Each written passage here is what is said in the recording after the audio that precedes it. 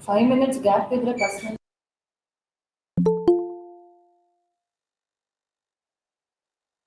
I request all the students to come forward and sit in the front rows.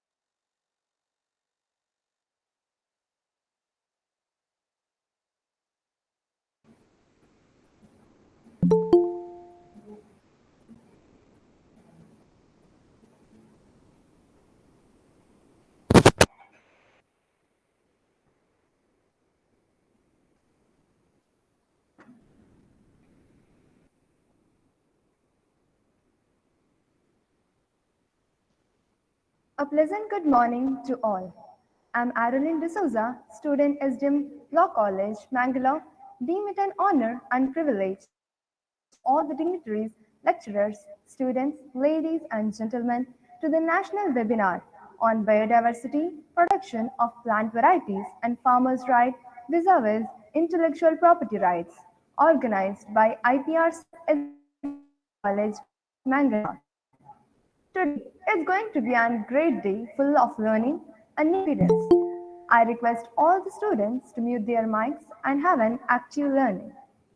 कामवैरिं Gourish Shankar Maheshwar विश्वहेतो Shambho Girish सुरपूजितकामवैलेश Sakalesh दयापयोदे श्रीमञ्जुनाथनितरां कुरु मङ्गलपयोदे श्रीमञ्जुनाथनितरां कुरु मङ्गलं मे कुरु मङ्गलं मे कुरु मङ्गलं मे कुरु मङ्गलं मे.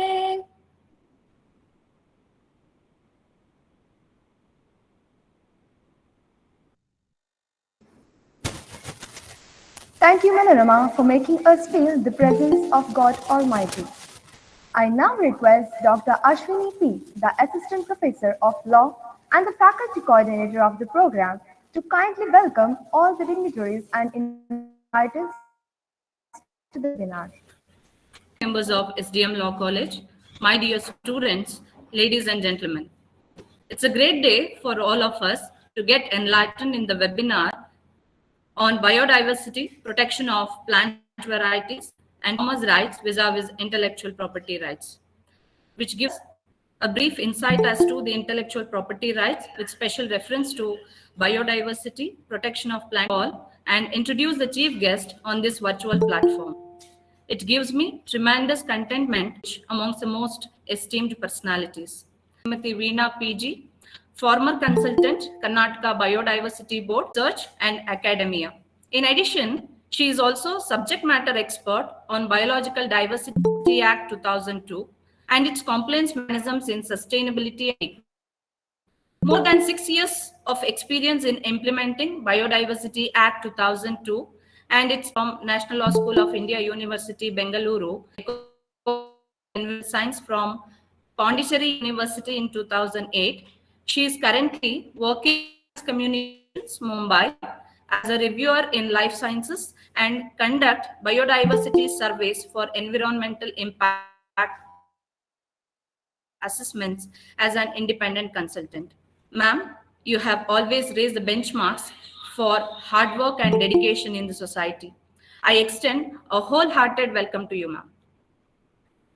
I consider it a great honor to welcome our beloved principal, Dr. Taranath Shetty, for today's national webinar. Welcome you, sir. I also consider it as a great privilege to welcome the resource persons of the day, Professor Dr. A. David Ambrose, sir, who is going to enlighten us on the topic Convention on Biodiversity and IPR in Technical Session 1. Srimati Jayashree M. Rattihalli, advocate and activist, Mangaluru, will be addressing us on IPR in agriculture, plant breeders and farmers' rights in Technical Session 2. And in Technical Session 3, we will be enriched with the topic Biopiracy Issues and Concerns by Shri Yashwant Shenoy, advocate and activist, Mumbai. Once again, I extend a hearty welcome to all the resource persons of the day. I also extend my warm welcome to all the participants from the various... It sounds a great word, a sexy word, and somewhere we have this whole idea of converting simple acts into some complicated name like a biopiracy. But what actually is biopiracy? I've been told that the profile of the students is that of final year law college students. So at this point in time, most of you would be looking at the subject from an academic point of view. And there, now, having put this thing in the most simplified way of what a theft is, then comes the question, if it is as simple as a theft, then why are we giving it all these names? Why is it difficult? What are the issues that are there on the subject matter? Now, unlike a theft, in a theft, you are having a tangible object. You have a tangible object. It could be a watch, it could be an object, it could be something. But today, for example, the theft is going to be going on to intangible objects of let's say, intellectual property. But again, the courts say that intellectual property is not something that would fall within the meaning of the word theft. Therefore, we need to identify what this whole issue of theft is, biopiracy. The quickest and the fastest way in which I can point out are some of those most interesting cases which probably most of the students would know. One is of basmati rice, second is of haldi, and these were the two e-piracy that was fought and contested by the government of India. But beyond that, we need to understand what actually is this issue. We have had the Biological Diversity Act from 2002 onwards, and probably India is one of those first of those states which actually came up with legislation when most of the other states were not having a legislation. The legislation was in fact very simple. If you needed a biological resource from India, all you had to do, if you were a foreigner or if you had that foreigner connection, like even if you are being an Indian but an NRI, simple aspect was you come seek my permission and NBA ought to give that permission. The National Biodiversity Authority ought to give that permission. Now, what happened to me was for my LLM, the thesis I wrote was on biological diversity. And therefore, when I came back to India, it was so easy for me to understand the subject and write a book, because of which the National Biodiversity Authority hired me. The only problem with my hiring was that I was just about 26, 27 years, hot blood, young blood, immature, to understand the subject in the sense, the practical side of it. And academically, you deal with it. Therefore, when they asked me to write a contract, I wrote a contract which is 15 pages long. And you will still see that that is the format approved by the government of India, approved by the National Biodiversity Authority. And if anybody makes an application, they will have to sign that 15-page contract. As the subject matter got to be discussed more, as I got more and more practical issues coming forward, I advised the government of India at that point in time that there was a necessity of breaking down the clutter and make it a one-page standard agreement instead of a 15-page standard agreement. But unfortunately, what happens with the work is once the government approves something, you have to be happy with that. You cannot bring in change. That is the most difficult part of the government of India is concerned, because once you approve something, to get a change, it's so difficult. And therefore, today also, this contract of 15 pages, signing of the 15 pages continues, and many of those people who make an application will never make another application another time. But if you look at the law, it is absolutely very simple. You make an application, and I do not believe there is any ground on which you should actually refuse that application. Because when you give an approval, what you are doing is you're putting some kind of contractual obligation on the other side, which you could challenge in any legal system anywhere in the world if you have that resource. But somewhere we miss that point of what it is, and what actually happens today is most of the applications are either rejected or are in the process of this bulky procedures that are there. I believe that in the morning you had Professor David Ambrose, and he is one of those members in one of those committees. At least when I was there, he was there. But the whole idea is that it makes it very, very, very difficult for us to actually put in a radio chip. It's like the moment you give an approval, the moment you give an approval to somebody to use it, it's as good as you putting a SIM card on their phone. So wherever they walk around with that SIM card, you always can track them. But unfortunately, we do not have that system. We are like, okay, why are you taking this? What do you want? What is it that you are researching upon? Now, research is a subject matter. Like, you might want to say that I am taking this leaf to research on a headache. Maybe the leaf is having a headache curing capacity. But research by its very name can end up with many other aspects of it. So what happens is we go into the nitty-gritty, saying that if you are going to give me permission, it has to be specific and only to research on a particular aspect of it.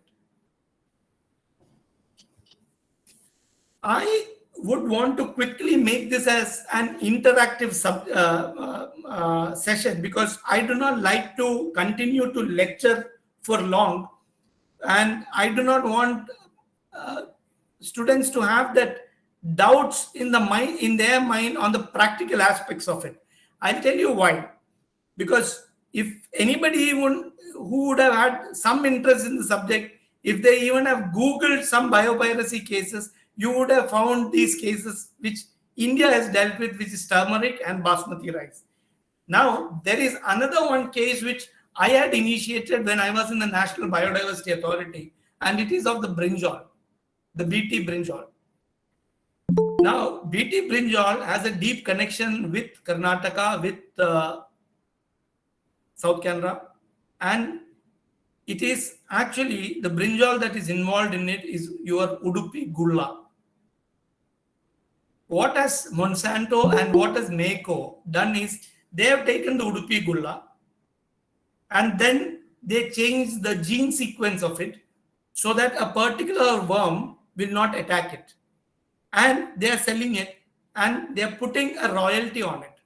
Now, whose biological resource is this Udupi Gulla? It is those farmers. Now, I was in the court today morning, but I still try to get into this Google Meet to understand the audience, of understand what is the nature of lecture that was being given. And I heard the early speakers say that the rights of corporates and the rights of farmers as recognized under the Plant Variety Protection Act is absolutely similar. She is absolutely right technically and legally, because as a farmer, you have the same rights as a corporate. But now comes the practical difficulty of it. Tell me which farmer will file an application before PVP authority. Which farmer will be able to hire the advocates who can file these applications? We live in an unfair world, in an uneven world, in a badly distributed world where there is a huge difference between the rich and the poor. So, for the farmer, Udupi Gulla, now not even a farmers association have gone to the court. It is on some insistence or on the certain paperwork that I did that finally the NBA filed a case against Monsanto and its Indian companies. But the fact is, it is still pending in the court.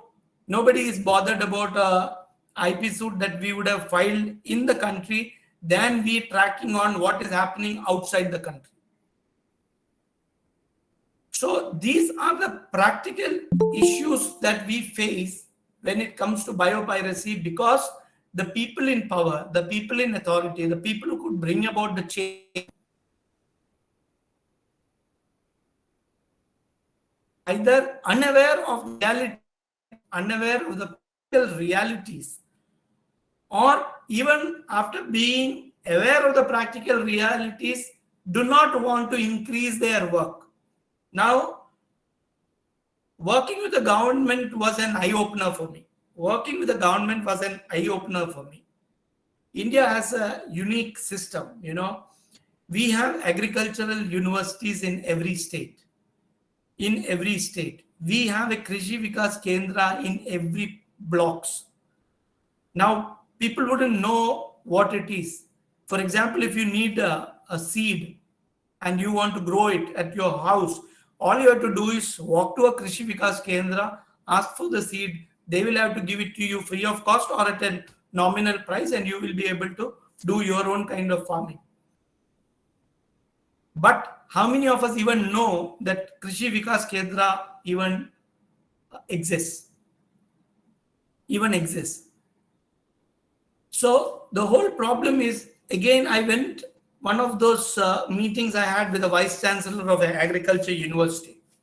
The Vice Chancellor, I was extremely happy to see the research and development work conducted by the Agriculture University. And when I asked the Vice Chancellor, why is this science not passed on to the farmers through Krishi Vikas Kendras? Answer I got is, sir, my library is open for anybody to walk in, even a farmer can walk in. Please tell me which farmer will walk into a agriculture university's library. So that is the issue. The law is same for everybody, for the corporate, for the farmer, for everybody, the law remains same. But what is not same is the access to the judicial system, access to those authorities. And I am sure that you would have conducted a lot of legal aid camps. And during my time, legal aid camps were mostly to see how many people got ration cards and how many people did not have. I do not know whether the same issue continues or not. But the fact is, we are a state, we are a country where getting ration cards or applying for ration card itself is a task for a common man to actually do it. So until and unless we are not aware of the practical realities, it becomes extremely difficult for us to even manage what the issue is. The issues of biopiracy, we are not being able to manage it within the country. How are we going to manage it globally? How are you going to manage it if a foreign company, a person comes, takes a bottle of water from some of our dams and goes because he wants to see what the microorganisms are? How are we going to stop it? We do not have a system or a setup to even find out those things. So those are the practical realities that we face. Now, I would want you to interact with me. If biodiversity has been a subject matter for you to study, if there is anything that you would like to ask me, I would like to do this as an interactive session because except for our country, whenever I went to do my studies outside India, you never have lectures. The professors will tell you, read page number so and so to so and so from the study material and come to the class and discuss it. If you read or study, doesn't matter. But the teaching, particularly teaching of law, because what is law? Law is nothing. Whoever can convince the other side is the law. You do not have a set law. Both lawyers in a courtroom will have the same section of, say, in the IPC 302, murder. One lawyer will say it is not murder, the other one will say it is murder. Who wins the matter? The one who is able to convince the other person, the judge, that this is not what it is. The ingredients are not met. So there is absolutely nothing right or wrong in law. Take it from me. For your exams, there are precedents. But in practical life, there are no precedents. Precedents has the value. But if you are in a position to inform, to convince the judge that so-and-so precedent is wrong, you have your case, you have your matter. So in life, particularly in law, you have to understand one thing, that there is absolutely nothing right and nothing wrong. And therefore, I want you to open up and tell me or ask me questions, however foolish you think those questions would be, because there is no foolish questions. There are only questions. So if biodiversity is a subject matter and you would like to ask questions, ask what biopiracy is, And if you are having any specific questions, I would like to take those questions and open this session for an interactive session.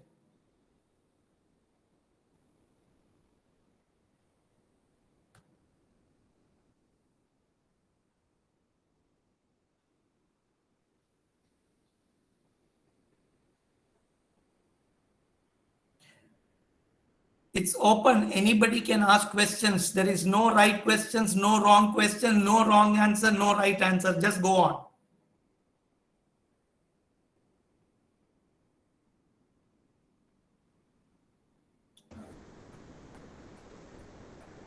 Participants, you can please raise your queries here.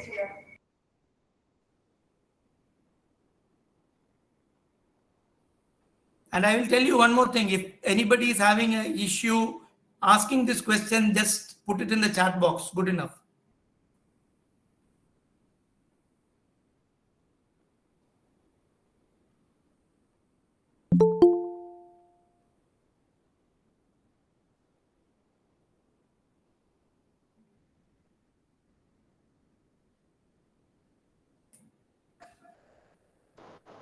Sir, I have one question. Yeah, please. Sir, how national biodiversity and state biodiversity functions? I'll point out it's a very simple difference. Now, if you are a foreign entity or even an Indian citizen but having a NRI status, or a company which is having foreign shares, you all make an application to the National Biodiversity Authority before you seek access. Before, please understand this word before.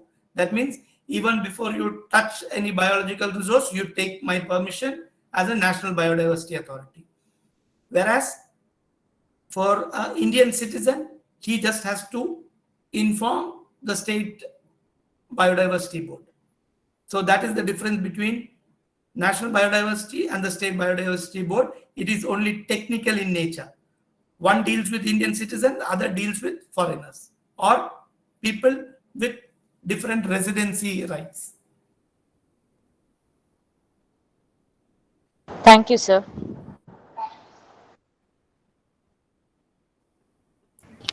Sir, I have a question. What is the functioning of the Biodiversity Management Committee and maintaining national register?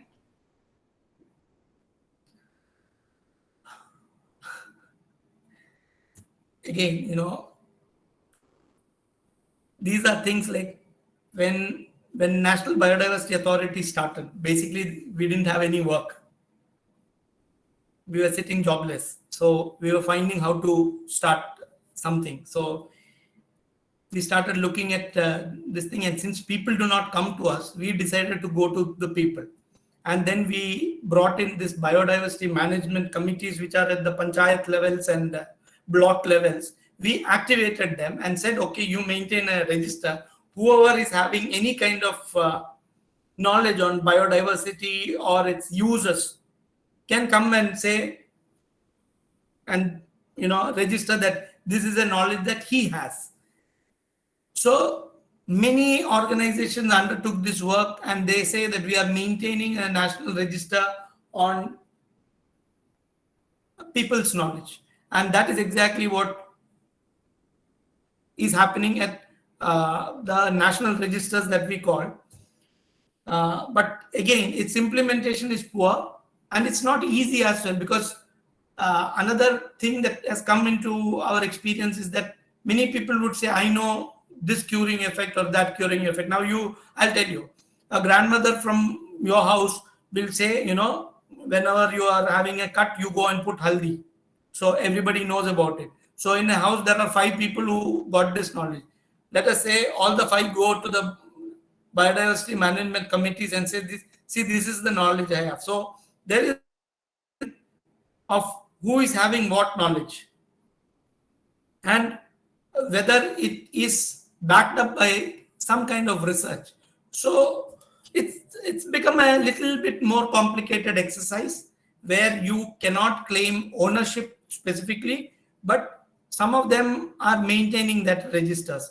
And the second part is this, that biodiversity management committees, actually, if you go by the law, what happens is many of these permissions, when have been sought, the law would require you to seek permission from the biodiversity management committees. But now, uh, this has practically turned out to be a commission business, because in the sense what National Biodiversity Authority gets say 10% or 5%, whatever it is. By the time they go down, they say Biodiversity Management Committee says, no, no, no. Since we are giving permission, you have to transfer 1% of royalty back to us. So all these are the issues that are happening in practical realities on the biodiversity management committees and what these national registers are. But they're not giving any much protection that we think, or I do not know, maybe speakers would have pointed out that you go and register in the national register and you have a claim. It's not as easy as what is being made out.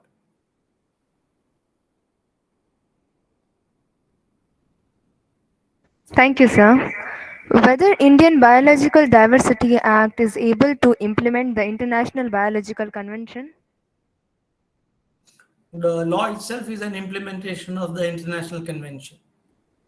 Now, whether we have been able to enforce it, I would say no, we have not been able to enforce it, because somebody needs to go and ask National Biodiversity Authority that in the last 15 years of their existence, what work they have actually done.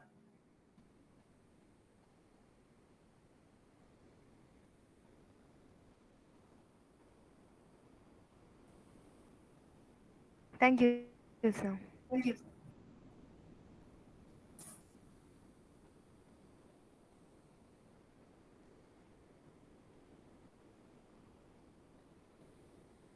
So I Any have a more question. questions? Yeah. So if a person registers in this register about his knowledge as such regarding any of the Hmm. biodiversity or resources, whatever it is, and if this is taken up by an MNC and infringed on the global level, what can he do? Will the NBA support him? What will be the next procedures? All those things. Could you repeat that, because probably the network issues, I got broken voices. Could you just ask the same question again? So I'll type it in the chat box if it is so. Okay, thank you.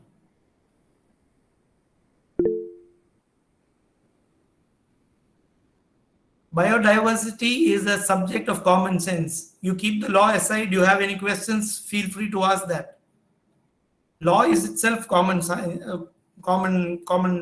You know, I used to trouble Balika ma'am a lot by asking questions.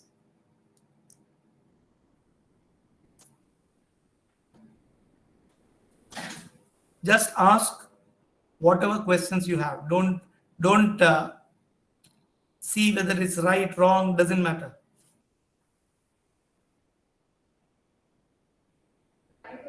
Sir, there is a question in the chat box. What are the Yes, measures I'm to reading. control biopiracy? Yes, sir. There's only one measure to control biopiracy. If once biopiracy happens, the only way you can deal with it is litigate wherever it is. For example, we have litigated in US, we have litigated in France, in the European Commission. So biopiracy, once it is established, you have to litigate. But what are the measures to control biopiracy is what I told, that once somebody make an application to see a particular bioresource, the best way for the country to deal with it is to give that permission. Once you give that permission, it contractually binds the other person who has sought the permission. And today or tomorrow, whenever he makes any development from that particular resource, he will be tied to the country. But unfortunately, this simple thing we have been unable to understand. That is because of people's pressure also, because government officers do not want to get into this whole public pressure aspect. They say if we give this permission, then the newspapers will carry out India's bioresource sold out. So no government officers wants to deal with it. I will give you an example. Israeli company came, application continued pending in the Biodiversity Authority for probably 2 or 3 years, and I am sure the guy who came in has taken the blood and gone from a stray dog. Then in Kerala, there was an application for a vial of water from a particular dam because it probably contains enzymes, microorganisms. Again, BT. BT is a naturally found organism which Monsanto was able to isolate and change the gene sequence in your Udupi Gulla. So basically, they have taken both the things from us and now taking money just because they did the research on it. So the whole idea, how do you control biopiracy, is when you are able to understand how to try to prevent it by giving permissions and having a contractual obligation with people who are willing to, share their royalty with you. Unfortunately, that is an area where we have failed as a country. We have failed as a country. And the next question I've got is, if a person biological resource or traditional register, if it is taken by an MNC, what can he do or provided by NBA? See, this again, look at this question. Like the idea of biological resource or a traditional knowledge is taken away by an MNC. We have this idea that it is only MNCs which end up taking away your knowledge. It is not so. Now take the case of BT brinjal. Monsanto, yes, of course it is dealing with it, but it is an Indian company which has the right. So it is not that it is done only MNC, purely Indian companies as well. And it is easier because we do not value anything. We are looking for immediate money. We are not interested in royalties. So what actually happens is, it's also a mindset. Now the second question is whether NBA will help you or not. God alone knows, because if it comes in a newspaper, probably NBA will jump in. If it doesn't come in a newspaper, NBA will do nothing.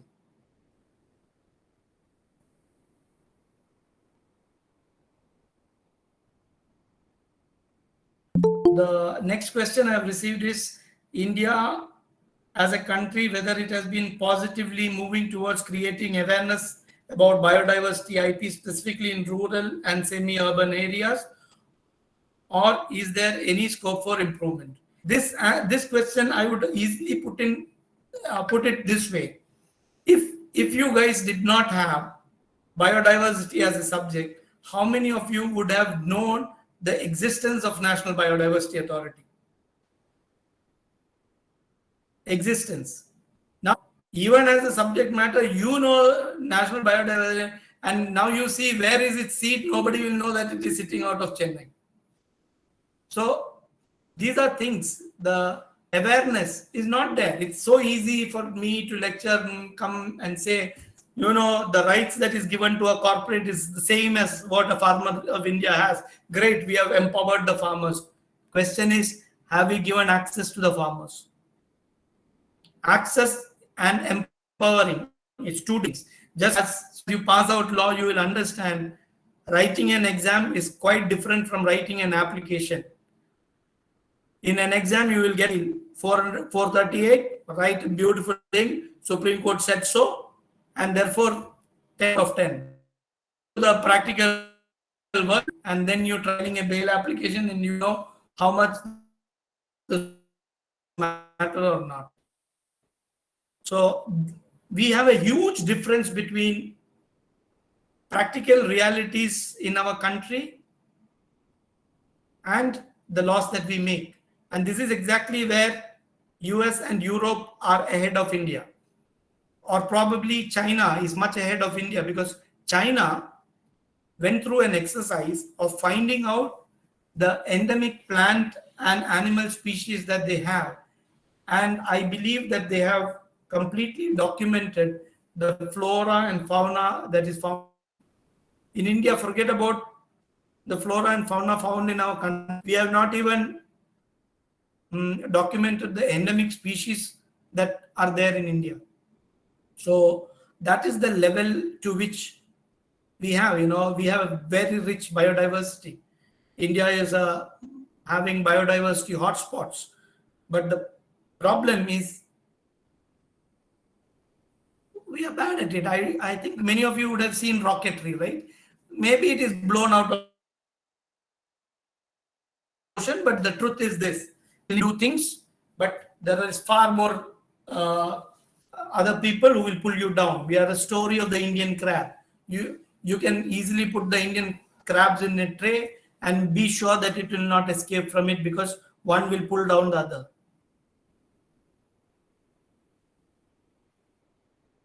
Sir, what does access benefit sharing mean with respect to Nagoya Protocol? Nice question. Access and benefit sharing is very simple. Provided I am having a particular knowledge, I am giving it to you. In case of access, if it is a bioresource which is mine, I am giving access to you. Under the Nagoya Protocol, we have been given this right that whatever somebody makes out of it, whatever somebody develops out of it, we would get a share of the profits. Share of the profit, not profits, share, in other words, it's royalties. But I'll give you a simple example. Vanilla is a biological resource, right? Now, let us say I am Ideal Ice Cream. Vanilla is an essence which you will get, which is from a natural. Going to ice cream and say, vanilla belongs to me, you give me a royalty. Is it going to? Or McDonald's, foreign company, potatoes and giving you nice French fries. Technically, this biological resource, are you going to go and ask for royalties? So the whole idea is, that is where there is a section 39 which says that you notify certain biological resource and certain uses of those biological resource as not being included in this access and benefit sharing. I point out at that point in time, they came out with 30 or 40 plant species and this thing. But I think that exercise came to an end thereafter, because it was a little cumbersome exercise. But under your Nagoya Protocol, what the Nagoya Protocol is saying is already incorporated in the Biodiversity Act, where you have a right for access and benefit sharing. Only thing is, not many people actually have done it. Though with Pepsi, we have had National Biodiversity Authority used to get some kind of money because Pepsi was using a bioresource coming out from a seaweed which are grown by fishermen in Ramanathapuram in Tamil Nadu. So I had built up a model at that time to share those access and benefit sharing fees with those fishermen. I do not know whether it has been implemented or not. But yes, we have the model. It is legally protected.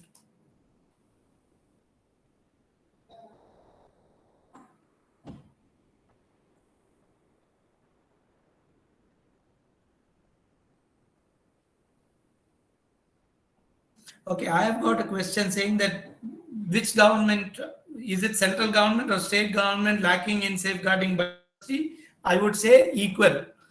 Doesn't matter whether it is center or state. The fact is, we as a governing authority has completely failed, both at state level and at central level.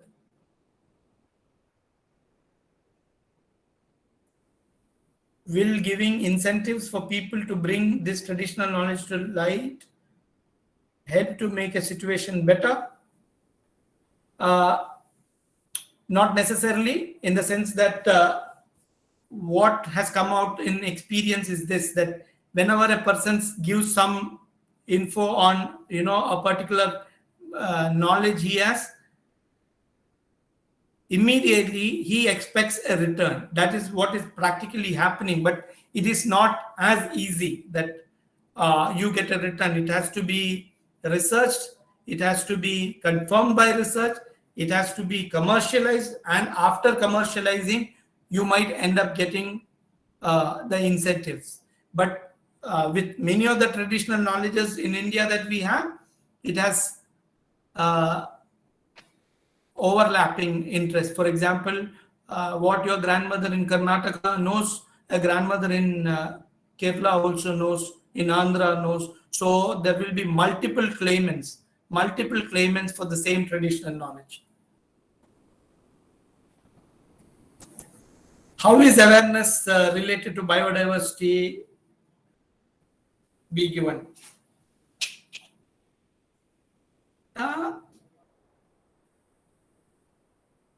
Our idea of creating awareness is by holding lectures and conferences, and it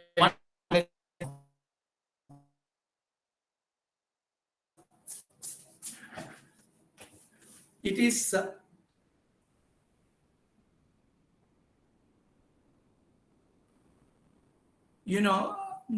this particular conference, biodiversity is the hallmark of life on earth. It is the very backbone of sustainable development.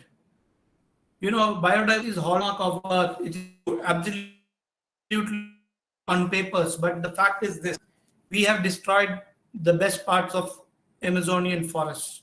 We have destroyed a good part of Western Ghats. We have destroyed a good part of Eastern Ghats. So the fact is, we are killing biodiversity every day, in and day out, in the name of sustainable development. And as long as we are not even protecting these plants, what awareness can you give? Today, how many of you would be able to recognize 10 different plants?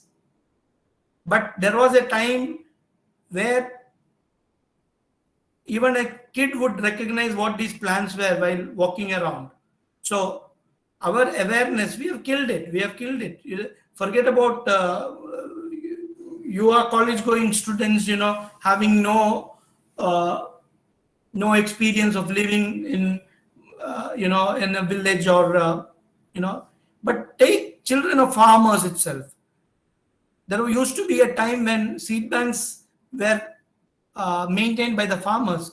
These days you will not have, even farmers prefer to go and buy seeds from the companies.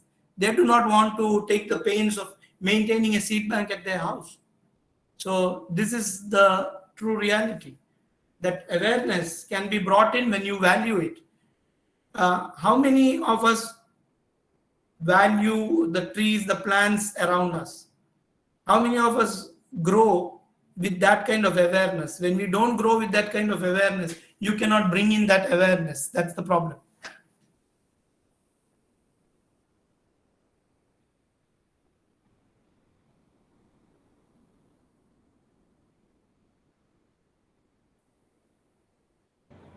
Sir, is there any major flaw in the Biodiversity Act?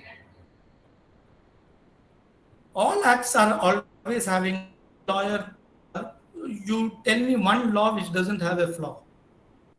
So all laws will have flaws. So the whole idea is, how do we ensure those flaws are taken care of? Unfortunately, we do not get into it, though now the government is looking at amendments, but it's very, very difficult.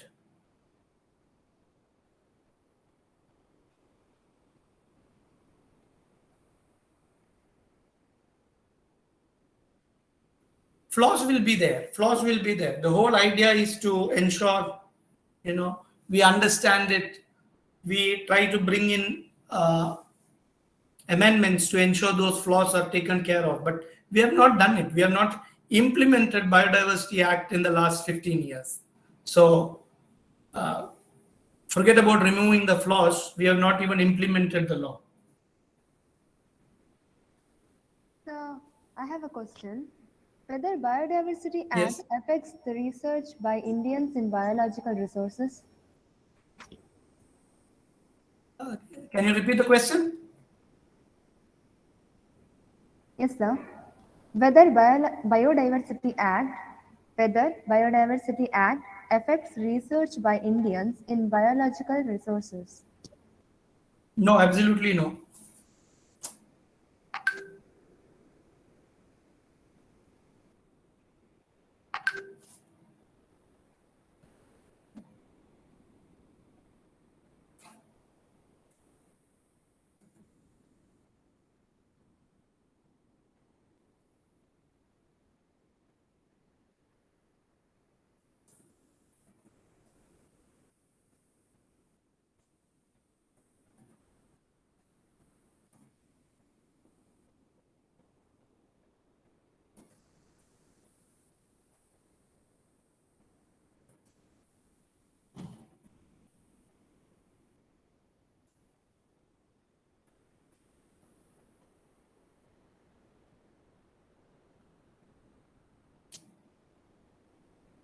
Any more questions?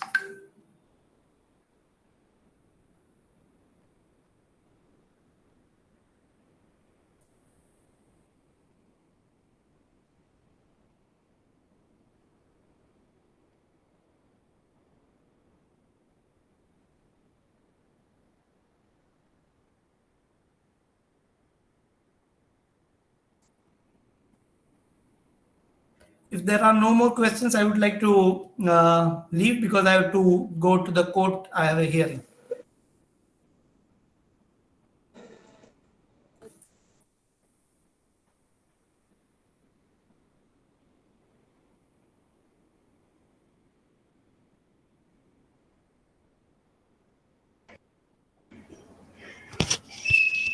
Thank you so much, sir. Even if we would read books and watch videos, we wouldn't be able to grab the knowledge you shared us today. Thank you so much, sir. Now I call upon Danya Pai, the Student Secretary of IPCL, to propose the vote of thanks.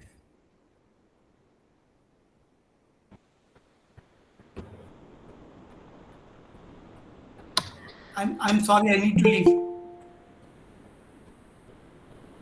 Yes, sir. Thank you.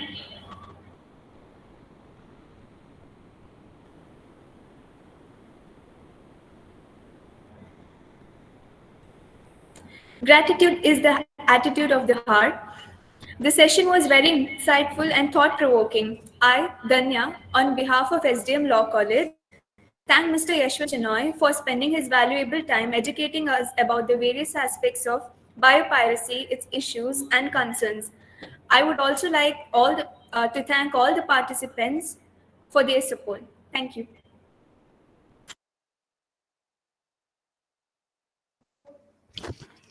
Thank you, Danyai.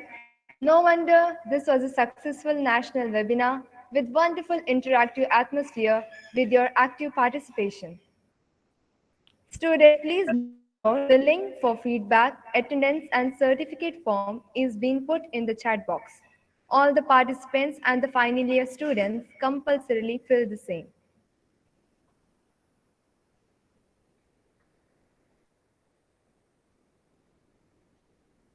Now I call upon Anish Krishna, the coordinator IPR cell, to propose the vote of thanks as we end the day with full of knowledge as our assets.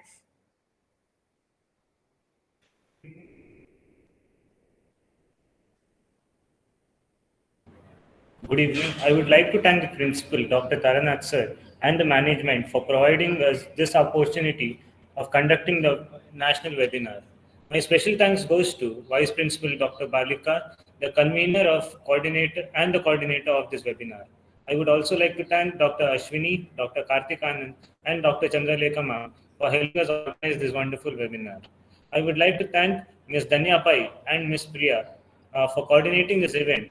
I express my gratitude to all those who have taken part in this national webinar and have given the excellent support. I would like to express my heartfelt thanks to all the administrative staffs who have helped us organize this national webinar. I thank Ms. Adeline for hosting this webinar. I also thank Ms. Shreya Shetty and Samiksha for being a part of this event, and also the teaching and non-teaching staff for their support directly and indirectly helped us in the success of this event. Thank you. Yeah, and special thanks to Karthik sir for helping us with all the technical stuff of this webinar. Thank you so much.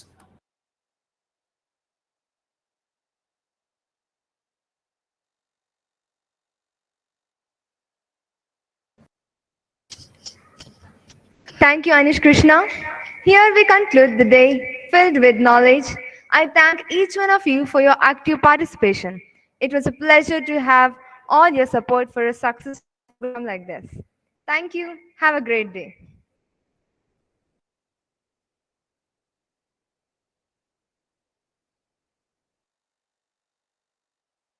Students, please note the feedback form will be open only for 15 minutes. Please fill it early as possible.